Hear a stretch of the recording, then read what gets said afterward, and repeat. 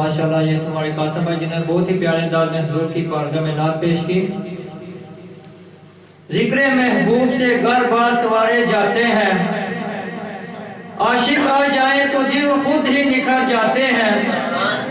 اپنے تو اپنے مگر غیر بھی یہ مان گے، دل میں سرکار کے الفاظ اتر جاتے ہیں. یہ ایک چھوٹا سا واقعہ ہے جو آپ کو میں سنانا چاہتا ہوں. یہ میری بات نہیں ہے، بلکہ کوٹ متھن کے ولی خواجہ خوجبان خواجہ غلام فرید رحمت اللہ علیہ کی ہے۔ آج لوگ کہتے ہیں اللہ کی ولی کی بارگاہ میں کیا لینے جاتے ہو؟ میں بتاتا ہوں کیا لینے جاتے ہیں۔ ایک شیخ کی بیٹی کو غموں نے پریشان کیا۔ باپ اپنی بیٹی سے کہتا ہے، بیٹی سنا ہے مسلمانوں کا پیر خواجہ غلام فرید کوٹ متھن کی دوہی کا بادشاہ یعنی علاقے کا بادشاہ چولستان کا شہنشاہ بہت بڑا پیر ہے، کیوں نہ ہم اپنا دکھ اس کی بارگاہ میں پیش کریں۔ دونوں باپ بیٹی کوٹ متھن کی طرف روانہ ہو گئے۔ راستے میں سکھ اپنی بیٹی سے کہتا ہے کہ بیٹی مسلمانوں کی عادت ہے جب ایک دوسرے سے ملتے ہیں تو السلام علیکم کہتے ہیں، لہذا تم بھی خواجہ کی بارگاہ میں سلام کرنا۔ جب سلام کا جواب ملے گا تو جو سوال خواجہ صاحب کریں اس کا جواب دے کر وہی سوال تم نے کرنا ہے۔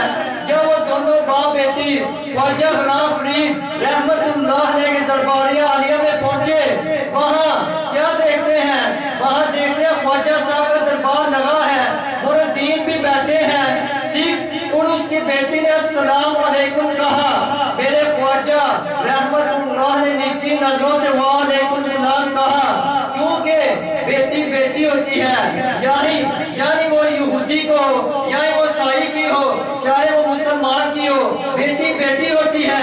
پہلا سوال خواجہ غلام فرید رحمت اللہ علیہ نے کیا کہ بیٹی آپ کا کیا حال ہے؟ عرض کرتی ہے، حضور میرا حال ٹھیک ہے۔ آپ باپ کے کہنے کے مطابق بیٹی بھی وہی سوال کرتی ہے کہ خواجہ آپ کا کیا حال ہے؟ خواجہ غلام فرید رحمت اللہ علیہ ارشاد فرماتے ہیں، بیٹی میرا حال ٹھیک ہے۔ اب دوسرا سوال میرے خواجہ غلام فرید رحمت اللہ علیہ نے کیا کہ بیٹی خوش رہتی ہو؟ عرض کی، حضور خوش رہتی ہوں، گرو کی کرپا ہے۔ وہی سوال سکھ کی بیٹی نے کیا، خواجہ صاحب حضور آپ خوش رہتے ہیں؟ میرے خواجہ نے فرمایا، تجھ پر تو تیرے کرپا کی گرو کی کرپا ہے، مجھ پر میرے مدینے والے آقا صلی اللہ علیہ وسلم کا کرم ہے۔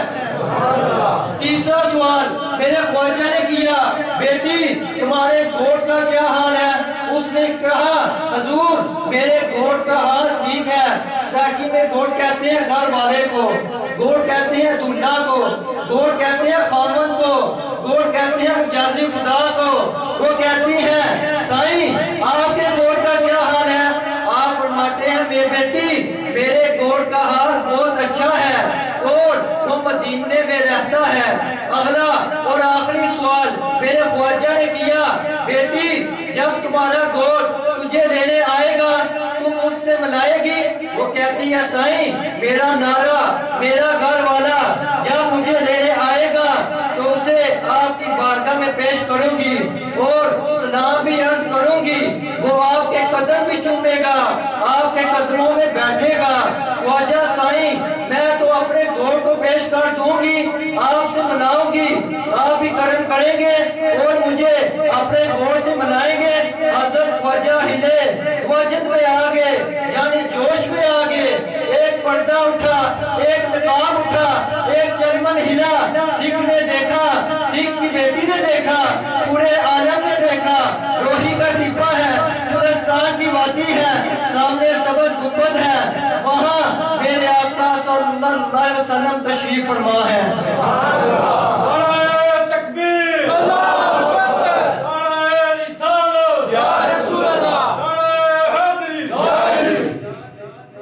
دل کی آنکھوں سے کام لیتا ہوں، ان کے دامن کو تھام لیتا ہوں، دور ہوتی ہیں مشکلیں سائیں جب محمد کا نام لیتا ہوں۔ اب میں نعت کے لیے دعوت دیتا ہوں اسکر بھائی کو، میں حضور کی بارگاہ میں نعت پیش کریں۔